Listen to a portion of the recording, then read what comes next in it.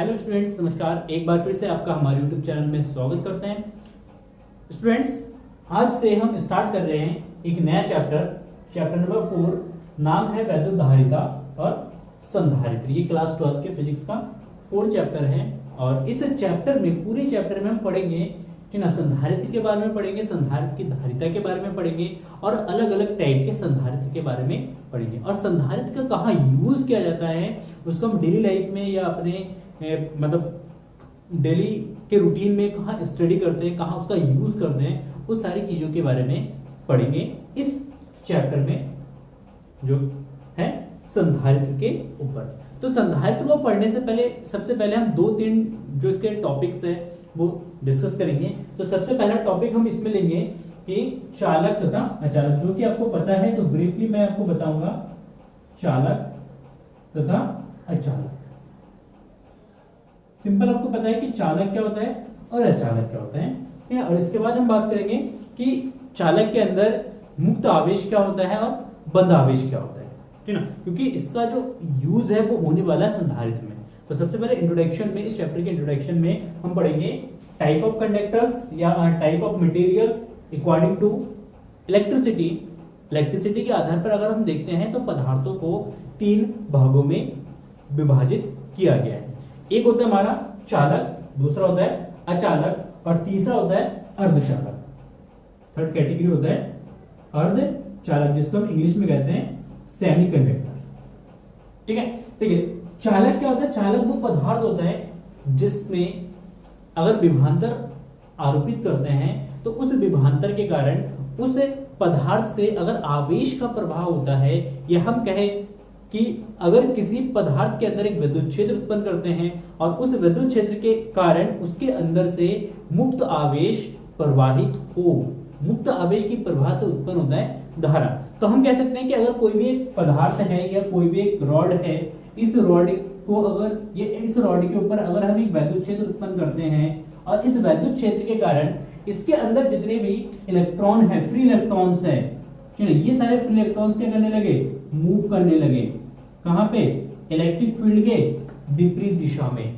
और इस इलेक्ट्रॉन की प्रवाह के कारण इसमें एक करंट उत्पन्न हो या करंट फ्लो हो इलेक्ट्रिक फील्ड के डायरेक्शन में, ए टू बी, कंडक्टर के ए सिरे से बी सिरे के तरफ अगर एक धारा प्रवाहित होता है और ये धारा को प्रवाह होने देता है, तो इस कंडीशन में इस कंडक्टर को हम कहते हैं, इस पदार्थ को हम कहते हैं चालक, ठीक है। तो चालक वह पदार्थ होता है जिसमें एक विद्युत क्षेत्र उत्पन्न करने के बाद वो अपने में से धारा या मुक्त इलेक्ट्रॉनों को प्रवाहित होने देता है, तो ऐसे पदार्थ को हम कहेंगे चालक कहेंगे, ठीक है। तो सिंपल से इसका डेफिनेशन मैं लिख देता हूं।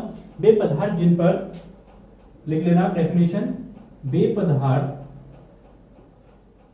जिन पर बाह्य वैद्युत क्षेत्र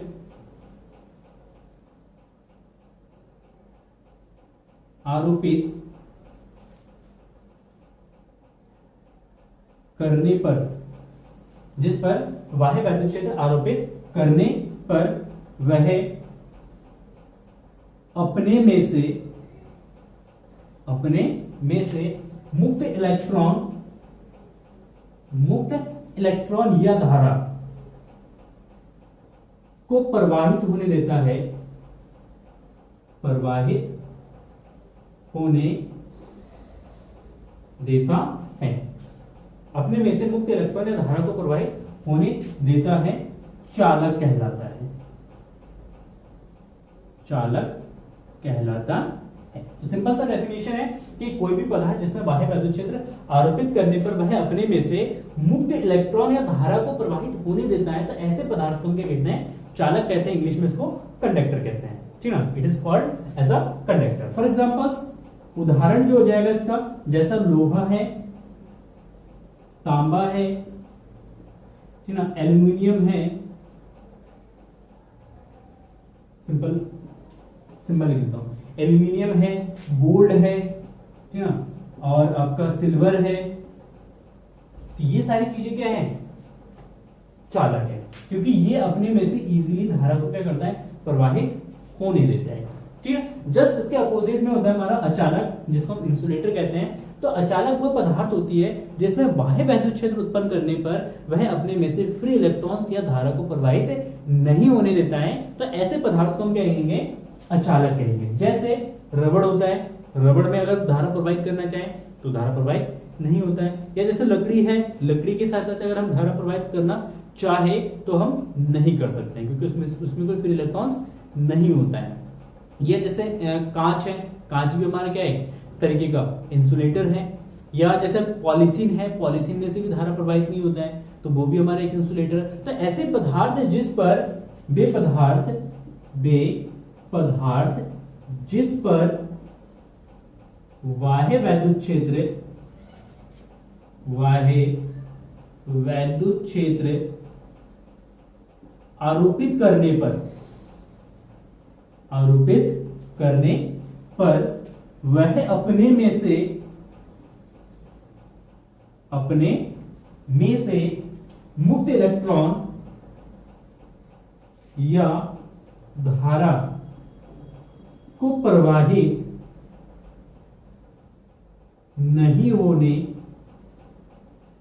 देता है। तो ऐसे पदार्थ को क्या कहते हैं, अचालक या कुचालक भी कहते हैं। इसको अचालक कहते हैं। ऐसे पदार्थ को हम क्या कहते हैं, अचालक कहते हैं, अचालक कहलाते हैं। ठीक ना। इंग्लिश में क्या कहेंगे, इंसुलेटर कहेंगे। जैसे उदाहरण के तौर पर अगर हम देखेंगे तो उदाहरण के तौर पर अगर देखें तो ये रबड़ होता है, रबड़ हमारा क्या है, एक अचालक है। लकड़ी है, लकड़ी भी हमारा अचालक है। ठीक है। या प्लास्टिक है, प्लास्टिक भी हमारा अचालक है। कपड़ा है, कपड़ा भी क्या होता है, अचालक ही है। ठीक है। इसके अलावा अगर हम बात करें, रबड़ हो गया, लकड़ी हो गया, प्लास्टिक हो गया, कपड़ा हो गया, ठीक है, और दूसरा सिल्क हो गया, ठीक, और तुम्हारा कांच हो गया। ये आदि जो है, ये सारे पदार्थ जो है वो क्या कहलाते हैं, अचालक कहलाते हैं। ठीक है ना। तो अचालक की स्पेशलिटी यही होती है कि उसमें से तुम कितनी भी कोशिश कर लो, कितना भी मशक्कत कर लो, उसमें से तुम धारा को प्रवाहित नहीं करा सकते हैं। क्लियर है। अच्छा, तीसरा आता है हमारा अर्धचालक। इसको इंग्लिश में कहते हैं सेमी कंडक्टर। ये बहुत ही स्पेशल टाइप के पदार्थ होते हैं, सेमी कंडक्टर। और अगर हम अपनी पीरियोडिक टेबल में बात करेंगे तो पीरियोडिक टेबल में हमारे पास करीब 118 पदार्थ है, या 118 एलिमेंट है हम कह सकते हैं। तो 118 एलिमेंट में से 5 ऐसे एलिमेंट हैं जो हमारे सेमी कंडक्टर है। ठीक है। तो सेमीकंडक्टर की स्पेशलिटी ये होती है कि इसकी जो कंडक्टिविटी होती है वो कंडक्टर और इंसुलेटर के बीच की होती है। मतलब वो ना तो बहुत ज्यादा करंट फ्लो करा सकता है, और ऐसा भी नहीं है कि उसमें से करंट फ्लो होता ही नहीं है, बहुत कम मात्रा में करंट फ्लो होता है। और इसकी जो कंडक्टिविटी होती है सेमीकंडक्टर की, तो इसकी कंडक्टिविटी कंडक्टर और इंसुलेटर मतलब चालक और अचालक के बीच की होती है। ठीक ना तो इसकी कंडक्टिविटी चालकता बहुत ज्यादा होगी, ना ही इसकी चालकता बहुत कम होगी। बहुत कम का मतलब शून्य होगी, कुछ इसके बीच में होती है। तो इसलिए इसको हम कहते हैं सेमी कंडक्टर। सेमी का मतलब होता है आधा आधा, आधा वो कंडक्टर भी है और आधा वो इंसुलेटर भी है। ठीक है ना। तो इसलिए इसको हम कहते हैं सेमीकंडक्टर। तो ये पूरा का पूरा एक चैप्टर है सेमीकंडक्टर का, जो कि हम डिस्कस करेंगे लास्ट यूनिट में। क्लास 12 के फिजिक्स के लास्ट यूनिट में एक पूरा यूनिट है सेमीकंडक्टर के ऊपर। और जो भी हम इलेक्ट्रॉनिक डिवाइसेस यूज करते हैं, जो भी हम गैजेट यूज करते हैं, वो पूरा का पूरा जो गैजेट है वो हमारा बनता है सेमीकंडक्टर से। जैसे आप जिस मोबाइल में भी आप ये वीडियो देख रहे हैं, तो मोबाइल के जितने भी इक्विपमेंट हैं, जितने भी उसके अंदर छोटे छोटे पार्ट्स हैं, जैसे ट्रांजिस्टर है, कैपेसिटर है, या आईसीज है, तो ये सारी चीजें जो है वो बनते हैं सेमीकंडक्टर से। तो इसको हम डिस्कस करेंगे लास्ट चैप्टर में। ठीक है। चलिए, अब यहाँ पे हमने पढ़ लिया कि कंडक्टर क्या होते हैं और इंसुलेटर क्या होते हैं। अब दोनों में एक नेचर ये आता है कि जब चालक और अचालक को जब आपस में रब किया जाता है, आपस में क्या करा जाता है, रगड़ा जाता है। ठीक ना। किसको रगड़ते हैं, चालक को किसी दूसरे चालक के साथ, किसी दूसरे चालक के साथ अगर रब करेंगे, रगड़ेंगे, तो कुछ सेकंड के लिए क्या होता है, आवेश उत्पन्न होता है। मतलब दोनों क्या जाते हैं, आवेशित हो जाते हैं। दोनों अगर आपस में दोनों को रगड़ेंगे तो दोनों हो जाएंगे आवेशित। और इस पे जो आवेश उत्पन्न होगा, ये आवेश जो है कुछ सेकंड तक के लिए इसमें रहता है, कंडक्टर में रहता है, उसके बाद वो पूरा को पूरा अपना आवेश जो है वो क्या करता है, एटमॉस्फेयर को ट्रांसफर कर देता है। ठीक है, जैसे मान लेते हैं एक लोहे का रॉड है, ठीक है, ये लोहे का रॉड है, इस लोहे के रॉड को, ये लोहा है, लोहे के रॉड को हमने ऊन के साथ रगड़ दिया है या किसी दूसरे मेटल के साथ रगड़ दिया है, तो रगड़ने से क्या होगा कि लोहे पे कुछ चार्जेस तो आ जाएगा, वो नेगेटिव भी हो सकता है, वो पॉजिटिव भी हो सकता है, ठीक है, वो डिपेंड करेगा नेचर कैसा है। अब लोहे पे जो चार्ज आएगा कुछ सेकंड के लिए आएगा, कुछ इंस्टेंट के लिए आएगा, और ये पूरा का पूरा चार्ज जितना भी इसमें इंड्यूस होगा या जितना भी इसमें रगड़ने के बाद जितना चार्ज आएगा, वो चार्ज पूरा क्या करेगा, वो एटमॉस्फेयर को, बाह्य वातावरण को वो ट्रांसफर कर देगा। किसको ट्रांसफर कर देगा, वातावरण को ट्रांसफर कर देगा। क्यों, क्योंकि वातावरण में क्या होता है, ह्यूमिडिटी होती है, ठीक है ना, ह्यूमिडिटी का मतलब आर्द्रता होती है, नमी होती है, हवा चलती है, ये सब क्या करते हैं, एक अच्छा कंडक्टर होता है इलेक्ट्रिसिटी का। हवा भी एक कंडक्टर है ना, नमी है, वाटर वेपर्स है, वो भी एक कंडक्टर है। तो उस कंडक्टिविटी के कारण ये कंडक्टर क्या करता है, पूरा का पूरा एनर्जी या सॉरी पूरा का पूरा अपना चार्ज जो है वो लॉस कर देता है, और फिर से कुछ समय बाद ये जो है अब क्या हो जाता है, निरावेशित हो जाता है या उदासीन हो जाता है। क्या हो जाता है, उदासीन हो जाता है। तो हम ये कह सकते हैं कि ये जो कंडक्टर है, इस कंडक्टर की चार्ज होल्डिंग कैपेसिटी जो है ये बहुत कम होती है, मतलब ये चार्ज को रिटेन नहीं कर सकता है, ये ज्यादा समय तक चार्ज को रोक के या स्टोर करके नहीं रख सकता है, ऐसा हम ये मान सकते हैं एज अ कंडक्टर को। लेकिन जस्ट इसके अपोजिट में क्या होता है, हमारा जो इंसुलेटर्स होते हैं, जो अचालक होते हैं, अचालक में ये स्पेशलिटी नहीं होती है, ठीक है ना, क्योंकि जैसे हम क्या करेंगे, कोई भी एक कांच की रॉड है, इस कांच की रॉड को अगर हम सिल्क के साथ रगड़ेंगे, ठीक है, कांच और सिल्क को आपस में रगड़ा जाएगा, रब करेंगे, जैसे इस पे रब करेंगे तो कांच पे कैसा चार्ज आ जाएगा, पॉजिटिव चार्ज आ जाएगा, और ये पॉजिटिव चार्ज जब तक हम चाहे तब तक इसमें हम क्या कर सकते हैं, इसको स्टोर कर सकते हैं, ये इसको हम स्टोर करके रख सकते हैं, इस चार्ज को ये रिटेन कर सकता है। अरे बात समझे, आवेशित चालक को अगर हम क्या करेंगे, आवेशित करते हैं, ठीक है ना, रगड़ के या किसी दूसरे मेथड से, तो वो चार्ज कुछ समय तक उसमें रहता है, कुछ सेकंड तक रहता है, बाकी उस पूरी के पूरे चार्ज को वो ट्रांसफर कर देता है एटमॉस्फेयर को, ठीक है। लेकिन जो हमारा अचालक होते हैं, अचालक को जब किसी भी दूसरी चीजों के साथ रब करते हैं, उसको आपस में रगड़ा जाता है, तो उसमें जो चार्ज आता है उस चार्ज को वो बहुत समय तक क्या कर सकता है, रिटेन कर सकता है, उसको स्टोर रख सकता है। तो इसीलिए जो हमारा अचालक होते हैं, तो इस अचालक को हम एक और नाम से जानते हैं, परावैद्युत पदार्थ, परावैद्युत पदार्थ, ठीक ना। तो जो अचालक पदार्थ होते हैं, अचालक पदार्थ को हम परावैद्युत पदार्थ के नाम से भी जानते हैं। क्यों, डाइलेक्ट्रिक सब्सटेंस होते हैं, इंग्लिश में कहेंगे डाइलेक्ट्रिक सब्सटेंसेस। तो डाइलेक्ट्रिक सब्सटेंस होते हैं, इनकी कैपेसिटी क्या होती है, चार्ज को होल्ड करके रख सकता है। तो इस पे भी पूरा एक डिटेल स्टडी करेंगे, एक दो लेक्चर्स हम डाइलेक्ट्रिक सब्सटेंसेस भी पढ़ेंगे कि ना किस तरीके से चार्ज को स्टोर करता है, इलेक्ट्रिक फील्ड में जब इसको रखा जाता है तो किस तरीके से बिहेव करता है, ये मोस्ट इंपॉर्टेंट है। अगर हम कैपेसिटर पढ़ना चाहते हैं और कैपेसिटर की कैपेसिटी के साथ खेलना चाहते हैं, उसकी कैपेसिटी को हम वेरी करना चाहते हैं, तो उसके लिए हमें परावैद्युत पदार्थ के बारे में नॉलेज होना जरूरी है। क्लियर है। तो परावैद्युत पदार्थ क्या होता है, बेसिकली ये अचालक पदार्थ ही होते हैं, ये इंसुलेटर ही होते हैं, लेकिन इसका बिहेवियर जब इसको हम एक्सटर्नल इलेक्ट्रिक फील्ड के अंदर रखते हैं तो इसका बिहेवियर चेंज हो जाता है। पढ़ेंगे इसके बारे में आगे डिटेल से, ठीक है। चलिए यहीं तक इसको छोड़ते हैं। नेक्स्ट आ जाता है हमारा, नहीं ना, चालक के अंदर स्वतंत्र तथा वध आवेश। जो हमारा कंडक्ट चालक पदार्थ है या हमारा इंसुलेटर है, उस इंसुलेटर के अंदर दो तरीके के चार्जेस होते हैं, एक फ्री चार्ज होता है और एक बाउंड चार्ज होता है, जिसको हम बंद आवेश और मुक्त आवेश कहते हैं। तो चालक के अंदर हेडिंग डाल देना, चालक के अंदर बंद आवेश, बंद आवेश व मुक्त आवेश।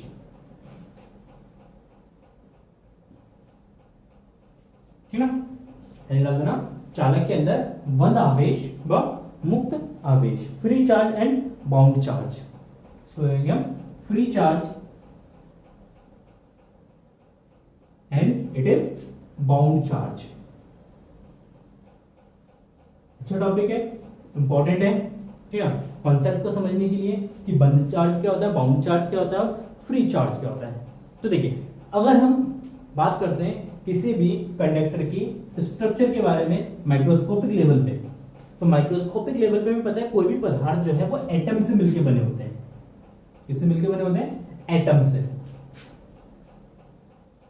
जिसको इंग्लिश में कहते हैं, सॉरी हिंदी में कहते हैं परमाणु।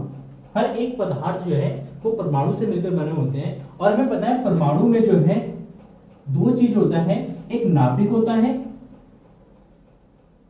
और एक नाभिक के बाहर इलेक्ट्रॉन्स होते हैं। और नाभिक के अंदर भी हमें पता है प्रोटॉन और न्यूट्रॉन होता है। इतना हमें स्ट्रक्चर पता है कि कोई भी पदार्थ जो है वो परमाणु से मिलकर बना होता है। और परमाणु के अंदर दो चीजें होती है, एक नाभिक होता है और एक इलेक्ट्रॉन्स होते हैं। और नाभिक के अंदर हमारा प्रोटॉन्स और न्यूट्रॉन्स होता है जो कि पॉजिटिवली चार्ज होता है, और इलेक्ट्रॉन जो है नेगेटिवली चार्ज होता है। तो इस एटम के अगर स्ट्रक्चर्स की बात करते हैं तो हमें पता है बीच में नाभिक होता है जो कि पॉजिटिवली चार्ज होता है, और इसके चारों ओर अलग अलग कक्षाओं में जो है इलेक्ट्रॉन्स क्या करते हैं, घूमते हैं। तो पहली कक्षा में 2 इलेक्ट्रॉन्स आ जाएंगे, तीसरी कक्षा में 8 इलेक्ट्रॉन्स आ जाएंगे। अपनी केमिस्ट्री में पढ़ा है, पता है आपको बेसिक एटम्स के बारे में, 1 2 3 4 5 6 7, और यहाँ पे ले लेते हैं 8। ये 8 इलेक्ट्रॉन्स सेकेंड ऑर्बिट्स में होते हैं, और बाकी थर्ड ऑर्बिट में 1 या 2 इलेक्ट्रॉन्स हम ले लेते हैं। ठीक है। अब होता क्या है कि जैसे इस मेटल को कहीं से बाहर से अगर थोड़ी सी एनर्जी मिलती है, या इसको हम इलेक्ट्रिक फील्ड के अंदर रखते हैं, या कहीं से इसको एनर्जी अगर देते हैं, तो हमें पता है कि ये जो आउटर मोस्ट ऑर्बिट में जो इलेक्ट्रॉन्स होते हैं, इस इलेक्ट्रॉन्स को हम कहते हैं बैलेंस इलेक्ट्रॉन कहते हैं। क्या कहेंगे? बैलेंस इलेक्ट्रॉन कहते हैं। और ये इलेक्ट्रॉन्स थोड़ी सी एनर्जी को एब्जॉर्ब करके इस एटम में से एमिट हो जाता है, बाहर आ जाता है। मतलब पहले अवस्था में क्या था, ऐसे समझ लेते हैं कि ये जो इलेक्ट्रॉन्स है आउटर मोस्ट ऑर्बिट में, तो पहले जब एनर्जी देने से पहले, ऊर्जा देने से पहले,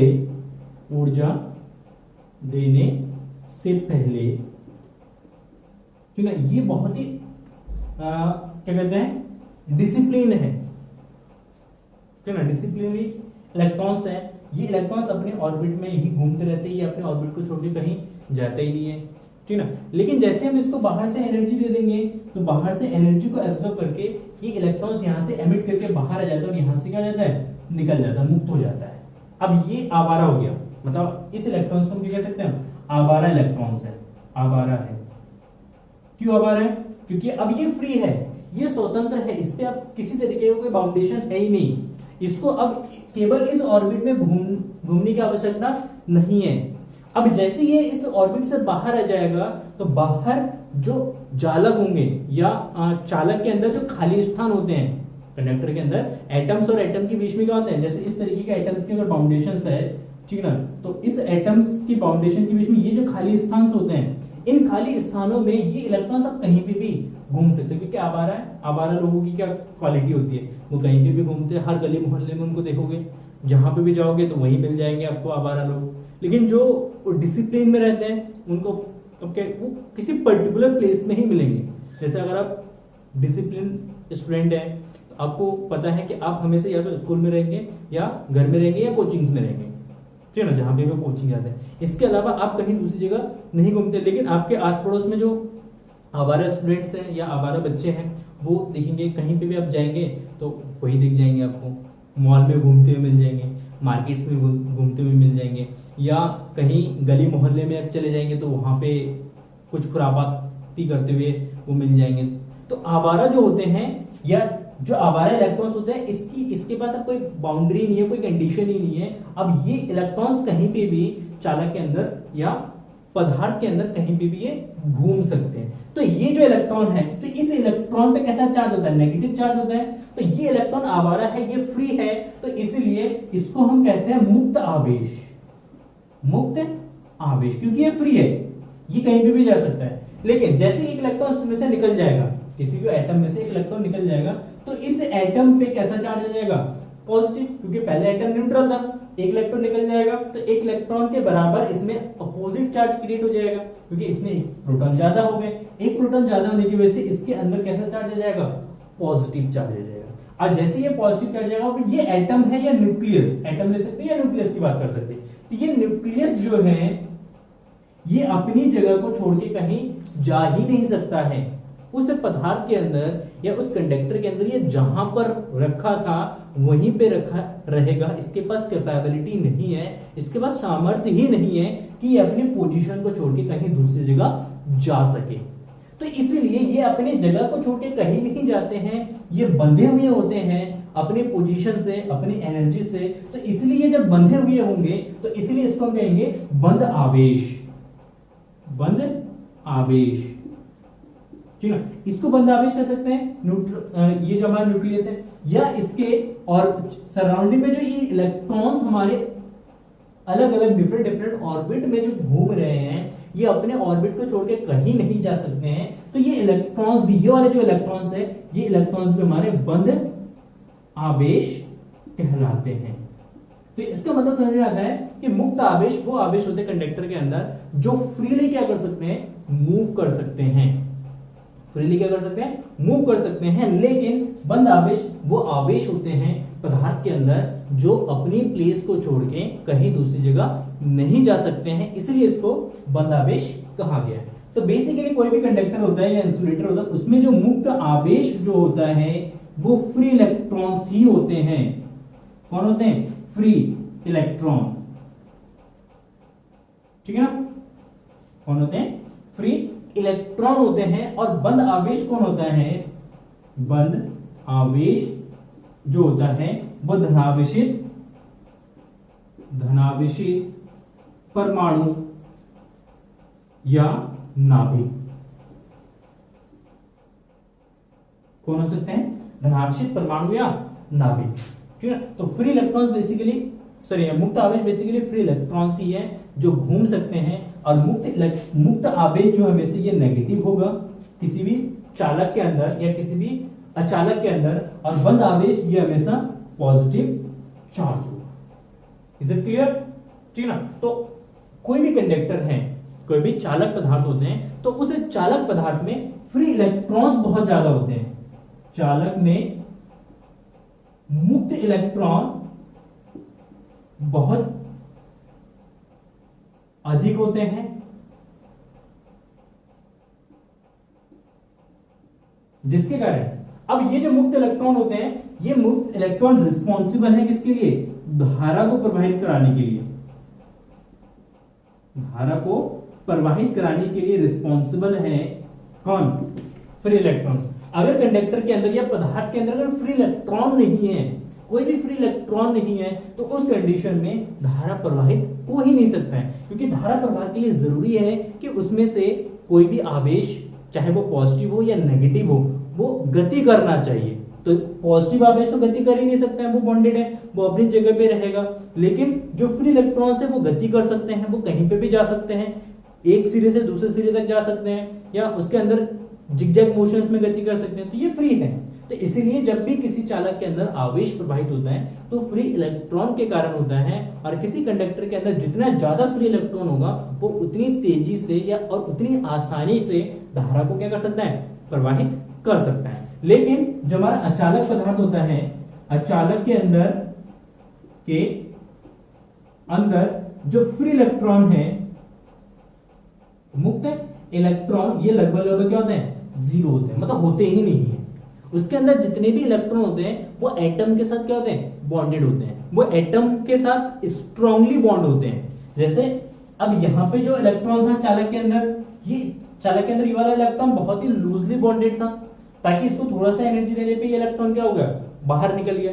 लेकिन जो हमारा इंसुलेटर होगा, अचालक होगा, समझना इसको, अचालक के अंदर जो इलेक्ट्रॉन होगा आउटर मोस्ट ऑर्बिट में, ये स्ट्रांगली बॉन्डेड होते हैं, ये बहुत ही स्ट्रांग फोर्स से बंधे हुए होते हैं, जिसके कारण इसको थोड़ी सी एनर्जी देंगे तो वो अपनी कक्षा को छोड़ के बाहर नहीं जाएगा। हाँ, जब इसको हम बहुत ज्यादा एनर्जी दे देंगे, जैसे हम क्या करेंगे, बहुत ज्यादा एनर्जी दे देंगे, तो बहुत ज्यादा एनर्जी को एब्जॉर्ब करके फिर अचालक पदार्थ में से इलेक्ट्रॉन बाहर निकल सकता है, और उस कंडीशन में वो कुछ मात्रा में धारा को प्रवाहित कर सकता है। Is it clear? तो कुछ पॉइंट्स मैं इसमें लिख देता हूं आपको, ठीक है, जो आपको नोट करना है। आई होप आपको इतनी चीजें समझ आ गई होगी। ठीक है, चलिए कुछ पॉइंट्स लिख देते हैं। सबसे पहले एंड अवधारणा, बंद आवेश, इसी में बंद आवेश की डेफिनेशन दिखा देता हूं मैं आपको।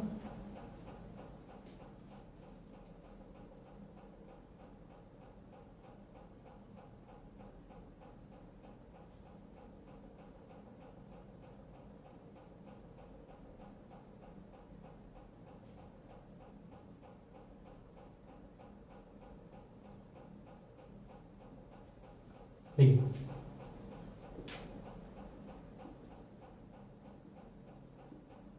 बंद आवेश वह धनावेशित नाभिक या परमाणु जो अपनी स्थिति को छोड़कर या अपनी पोजीशन को छोड़कर, ठीक है, स्थिति को छोड़कर पदार्थ में कहीं और नहीं जा सकते, ऐसे आवेश को बंद आवेश कहते हैं। ऐसे आवेश को क्या कहते हैं? बंद आवेश कहते हैं। तो बेसिकली ये धनावेशित परमाणु या नाभिक होते हैं। और मुक्त आवेश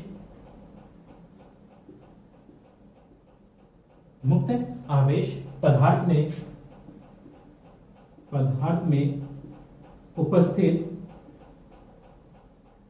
वह मुक्त इलेक्ट्रॉन जो पदार्थ के रिक्त स्थानों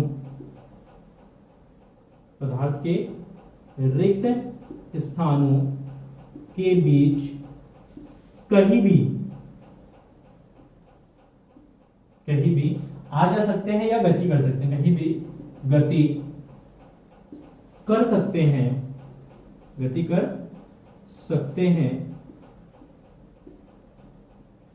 ऐसे या इसे या ऐसे आवेश को मुक्त आवेश कहते हैं। ठीक ना? तो मुक्त आवेश पदार्थ में उपस्थित वह मुक्त इलेक्ट्रॉन जो पदार्थ के रिक्त स्थानों के बीच कहीं पे भी गति कर सकते हैं, तो ऐसे आवेश को हम कहते हैं मुक्त आवेश कहते हैं। तथा इलेक्ट्रॉन क्या कहलाता है? मुक्त इलेक्ट्रॉन कहलाता है। क्लियर है? तो मुक्त आवेश बेसिकली क्या होता है? मुक्त इलेक्ट्रॉनों के कारण फ्लो होता है। और चालक में मुक्त इलेक्ट्रॉन, एक पॉइंट है, चालक में मुक्त इलेक्ट्रॉन की संख्या बहुत ज्यादा होती है। ठीक है? और अचालक में मुक्त इलेक्ट्रॉन की संख्या ना के बराबर होती है, ना के बराबर होती है। चालक में कितना होते हैं फ्री इलेक्ट्रॉन्स? तो ये लगभग होते हैं आपके 10⁻29 ठीक है ना, इलेक्ट्रॉन पर मीटर क्यूब।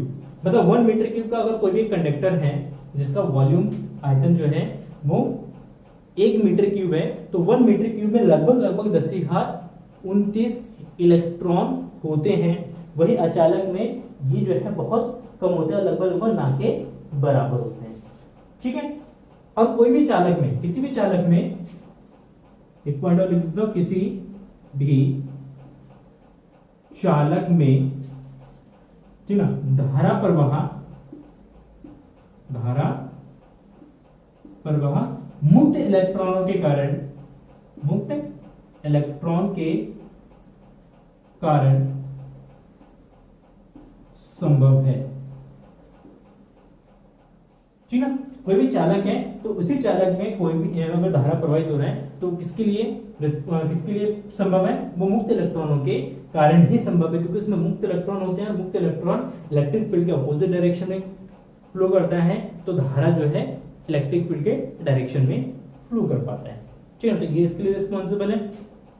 और जब भी हम बात करते हैं कोई भी इलेक्ट्रोलाइट्स, मतलब कोई भी मान लेते हैं विलियन है, द्रव है या गैसेस है, अगर द्रव या गैसेस है तो उसमें अगर धारा प्रवाहित होता है तो उसके लिए रिस्पॉन्सिबल धनायन और ऋणायन दोनों होता है। धनायन और ऋणायन, है ना, धनायन और ऋणायन दोनों होता है रिस्पॉन्सिबल किसमें? अगर वो द्रव है प्लस गैस है। कोई भी अगर द्रव चालक है या गैसीय अवस्था में चालक है तो उसमें धारा जो प्रवाहित होगा तो उसके लिए रिस्पॉन्सिबल है धनायन और ऋणायन। लेकिन अगर चालक है, ठोस पदार्थ है, तो ठोस के लिए या ठोस चालक में अगर धारा प्रवाहित हो रहा है तो उसके लिए रिस्पॉन्सिबल है मुक्त इलेक्ट्रॉन, मतलब ऋणावेश ही रिस्पॉन्सिबल है। यहाँ पे धनावेश रिस्पॉन्सिबल नहीं है धारा प्रवाह के लिए, क्योंकि मुक्त जो पॉजिटिव चार्जेस है वो नाभिक में उपस्थित होते हैं या धनावेशित परमाणु होंगे, और धनावेशित परमाणु या नाभिक कभी भी गति नहीं करते हैं। Is it clear? सिंपल ये कॉन्सेप्ट था एक हमारा जिसमें हमने डिस्कस किया है। सबसे पहले चालक अचालक पदार्थ और उसके बाद बंद और मुक्त आवेश के बारे में हमने डिस्कस किया है, तो ये नोट कर लीजिए। और नेक्स्ट लेक्चर्स में हम बात करेंगे वैद्युत धारिता की अवधारणा और संधारित्र के बारे में डिस्कस करेंगे। क्लियर है? Thank you for watching this video. और हाँ, अगर अपने चैनल पे नए हैं तो प्लीज चैनल को सब्सक्राइब कर लेना और नोटिफिकेशन बेल को जरूर दबा देना। और वीडियो को अभी तक लाइक नहीं करा तो प्लीज वीडियो को लाइक करके इस वीडियो को अपने दोस्तों से शेयर जरूर कर देना। Thank you for watching this video. Bye bye.